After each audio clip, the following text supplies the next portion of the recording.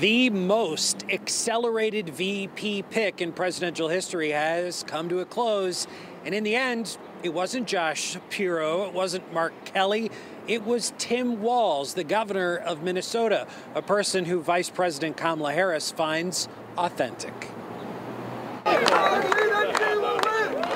Wearing a T-shirt just crafted an hour before. Very first T-shirt in America. You can get one for the party. Governor Lamont, party leaders in Connecticut's Congressional delegation stood in enthusiastic solidarity behind the newly minted Harris-Walz ticket. God bless Harris, God bless Walz, God bless America, go get 'em Dems! As they stood in front of the Hartford mural depicting the potential next president of the United States. Now, I have not seen a Democratic Party more fired up and ready to go than I've seen in the last few days. Political experts say Walz was the darkest of dark horses. He was just not on the map as of a very recent time. But they also say it makes strategic sense. Within the context in which we're operating, you have to take a calculated risk. And this is somebody who's well known within party circles. A two-term Midwest governor, 12 years in Congress, a National Guard veteran, football coach, and high school teacher. The gift of putting a teacher in a position of authority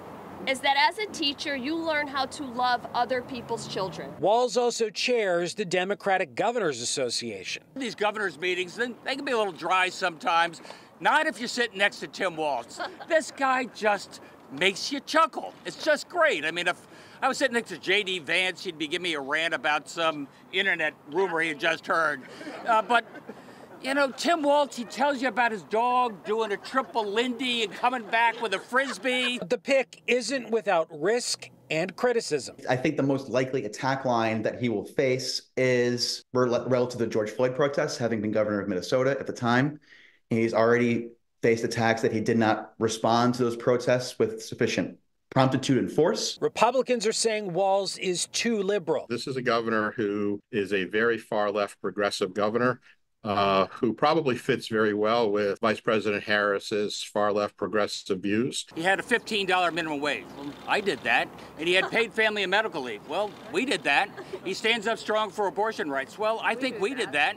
They accuse him of being too liberal. They accuse me of being too moderate. I think he's got it about right. But the chair of Connecticut's Republican Party says the pick doesn't widen the ticket's appeal. The first rule of picking a vice president is do no harm.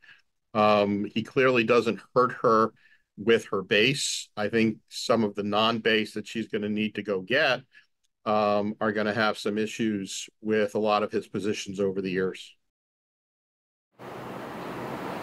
Now, there's just 92 days before Election Day, and if there is one thing both sides agree on, it's that this race is going to come down to whichever side does the better job igniting their base, getting out the vote, and expanding the electoral map. We're live in Hartford. Matt Caron, Fox 61, Connecticut's news station.